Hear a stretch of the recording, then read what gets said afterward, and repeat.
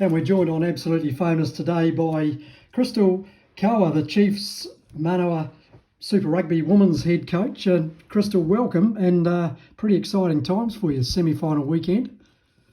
Yeah, we love finals footy, and so we're excited about the week ahead and about tomorrow's game. So you're at full strength for tomorrow? No injury worries? No injury worries, full strength tomorrow. Oh, fantastic.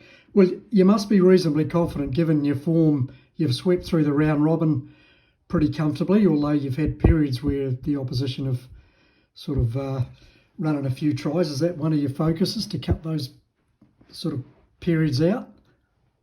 I think there's a real belief within the playing group and management group that when things get hard, this team comes together, and so probably both the the Poua game and the Matatu game, we had to come back from behind, and what that's done is it's given us that opportunity to, be in that position, even though our scores have been all over 50 points, we've actually been through some pretty challenging, tough times on the rugby field in those three games, and so that gives us, I suppose, more than what the scoreline reflects coming into the semi-finals week. Yeah, what I enjoy particularly about watching your team is you're certainly not a one-trick pony. You've got fantastic forward pack, and then an amazing backline. Yeah, I think that's probably been the piece that we've been working through, is we wanted to get to semi-final and have introduced our whole playbook to the team, and we have a real short period together before we play that first game, and each week we've just been adding layers, and hopefully this week we see a performance from the team that shows a bit of everything, and everything more confidently, because this week we've actually been able to sharpen the tools in the toolbox, whereas the other weeks, with 4 days together, one real training together each week, we're introducing new concepts before every other game, and expecting the girls to go out there and have a crack with it. And that's what they've been doing. They've been attempting to play, the systems, the structures, while having just been introduced to them each game. We've introduced new things. And so this week we've actually had the chance to just sharpen some of those things that we've been working on over the last 3 weeks. Yeah, of course, the old adage in rugby, it all starts up front, and in your front row of Tanya Kalunavali and fellow prop Kate Hemwood and hooker Luca Connor, they've basically beaten everybody up, haven't they, so far?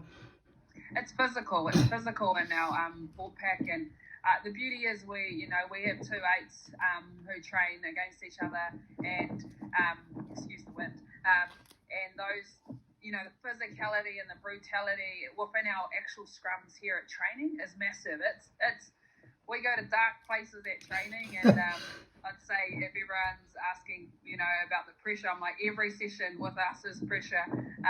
There's so much competition within camp, but it's that competition with love, and there's no holds back. It's toe to toe at a Chiefs Manawa training. Good stuff, yeah. And of course, as well as having Hazel Tubick at first 5, who runs the show beautifully, your 2 wingers, Georgia Dales and Mirarangi Paul, have been fantastic finishers. Yeah, that back 3 combo with Tanika Willison in there too has been pretty special, and to be able to have what we have in the full pack, but then to be able to have finishers in the game who can make something out of nothing, and the skill set down those like teeny channels. We've been working a lot on just the basics of the game as well, the catch pass, the hit straight, the draw pass. It seems so simple, but actually our ability to deliver on that under pressure has been massive for us, and we're still working on skill set every training, and it's been massive for us. And of course, at number 8, you've got probably the female version of Buck Shelford and Kennedy Simon there, leading the charge physically. Yeah, Kennedy's an epic leader and human, and what she brings in terms of the ruthlessness and her confrontation and contact, and she's just chops people, and having her lead our defence and lead our go forward on defence is massive, and we're looking forward to seeing her bring that again this week. So, Crystal, how have you enjoyed the head coaching role? I mean, you're a bit of a trailblazer, doing a fantastic job. I love it. I love the putting the pieces of the puzzle together, and we've got an epic coaching team, and I think that makes it a lot easier when you've got people in places you trust. Our whole management team, I'd say the same.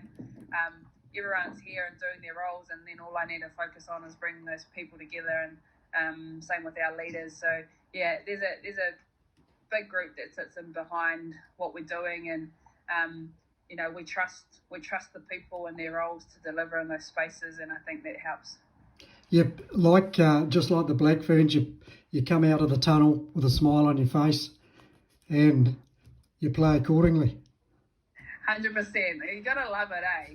That's you gotta be in love with what you do every day, and I think we've gone a long way to work hard on the performance piece, but we've done a lot of work on the belonging piece and the happiness piece and the fun piece. And last night we had karaoke, and we're this team is connected off field and on field, but there's been a lot of work that's gone into that, and that's from the management all the way through to the players, and we've got a social committee, and yeah, it's pretty awesome, women's rugby. Fantastic, it sure is. It's great to watch.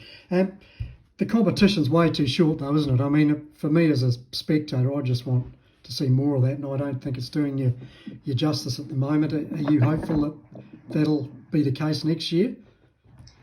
100%, it needs to be longer, and my biggest thing would be that, requiring people to be part-time, so work a Monday to Wednesday and then come in and work for us a Thursday to Sunday, and then back that up. It's been 6 weeks that we'll do this by the time we get to final. If we were to require them to do that for 12 weeks or longer, for not just our players but our staff who are all part-time, we need to put together a structure that's meaningful, that's going to support our people to perform and do well and stay in love with this game. And so, yeah, I would. This format can't remain the same if we're going to increase the length of time, and we need to increase the length of time. But I'd say we need to demand, that it's full time for that length of time. Yeah, I know over here in Australia, the Aussie teams are really keen to mix it with the Kiwi sides as well for their development. Oh, we love the Waratahs coming over, and they just play such a different style of rugby. I think if we could go Aussie and New Zealand combined and get in, another one of the Pacific Island teams, it'd be massive for the women's game in Oceania. And I think the beauty about the women's game is everyone's looking at how can we push the game forward, the whole game, not just our own entities, not just Chiefs, not just Waratahs. There's a lot of camaraderie between coaching units, between commercial units, to say how can we grow this game, and there's a real commitment from our clubs. And so I trust that New Zealand Rugby will do the right thing and do everything we can to push this game forward. Yeah. Have you noticed a rise in standard this season compared to last year, especially on the back of what the Black Ferns achieved? I think we started in a better place than we did last year because everyone knew what was coming, and so a lot of the teams and women did a lot of work prior to coming into our first camp, and you could see that in the quality of the game. The first lot of games for everyone in comparison to the quality of the first lot of games for everyone last year. But what I noticed is each week we're improving. You get to the end of the round games, 3 games, and you're probably where you'd like to be at the start of a preseason, at the end of the preseason.